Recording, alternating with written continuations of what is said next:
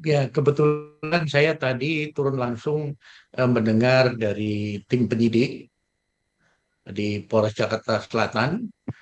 Saya apa perlu turun karena banyaknya silang informasi yang membuat bingung masyarakat, sehingga saya turun langsung, mendengar langsung, melihat langsung bukti-bukti yang ada, termasuk foto-foto yang ada. Jadi kasus ini kan memang berawal dari terjadinya pelecehan seksual yang dilakukan oleh Brigadir. Dia masuk ke kamar, kemudian istri Kadipropam Brigadir E itu dengar, langsung turun untuk mengecek ada kejadian apa. Nah, setelah turun ternyata ditemui di situ ada Brigadir J yang justru malah menodongkan senjata, kemudian melakukan tembakan. Nah, kemudian terjadilah tembak menembak yang akhirnya Brigadir J meninggal dunia. Mungkin orang sering bertanya ini dalam kasus ini, kenapa 7 tembakan Brigadir J nggak ada yang kena, sementara 5 tembakan Brigadir E itu kena semua. Nah, yang pertama perlu dijelaskan bahwa kondisi Brigadir J ini dalam keadaan panik, dalam keadaan tidak fokus untuk membidikkan senjatanya karena kaget ketahuan, sehingga arah tembakannya tidak menentu.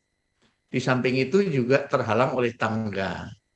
Nah, sementara Brigadir E ini dapat fokus karena dia ada di atas, bisa mengarahkan senjatanya ke apa Brigadir J. Ini posisinya ya, Mm-mm. sehingga memudahkan dia membidik. Di samping itu, Brigadir E ini ternyata memang juara menembak dari Brimob, Mm. sehingga bidikannya tepat.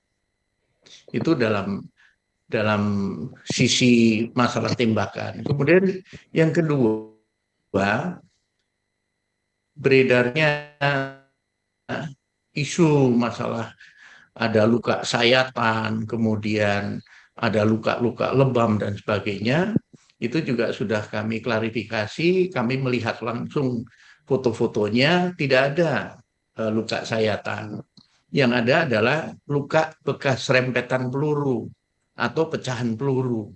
Kalau sayatan kan itu tipis ya, seperti kena pisau gitu kan tipis. Ini Mm. tidak. Kemudian juga dikatakan bahwa jarinya putus. Tidak. Jarinya memang luka karena ketika dia megang pistol kena tembakan dari Brigadir E.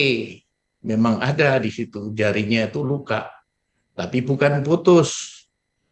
Nah, kemudian juga eh, menyangkut masalah apa namanya luka-luka yang lain, lebam dan sebagainya. Itu dari keterangan para saksi tidak ada aksi pemukulan dan sebagainya. Karena semata-mata ketika melepas tembakan dan pelurunya itu berkoset ataupun mengenai benda lain baru mengenai tubuh, proyektil itu pecah, maka lukanya belum tentu selebar lingkarannya itu kalau kena peluru utuh.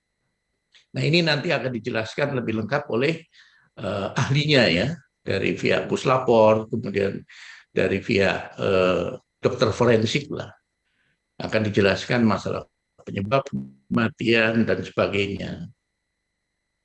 Hmm. Baik, baik. Jadi tidak sejauh ini tidak ada kejanggalan ya, Pak? Berarti. Tidak ada. Kemudian ada pertanyaan lagi, kenapa peristiwa Jumat baru Senin disampaikan? Ya kita semua tahu kan itu hari raya Idul Adha Mm-mm. dan kejadiannya sore, sehingga polisi fokus untuk olah TKP, untuk mengumpulkan bukti, dan tentunya semua orang sedang liburan atau sedang merayakan Idul Adha, sehingga Mm-mm. tidak fokus ke sana. Soal pertimbangan baru kemudian dirilis ini juga tergantung ya, karena masalah ini cukup sensitif, tentunya harus dipastikan dulu bagaimana kejadian sesungguhnya, baru kemudian bisa rilis.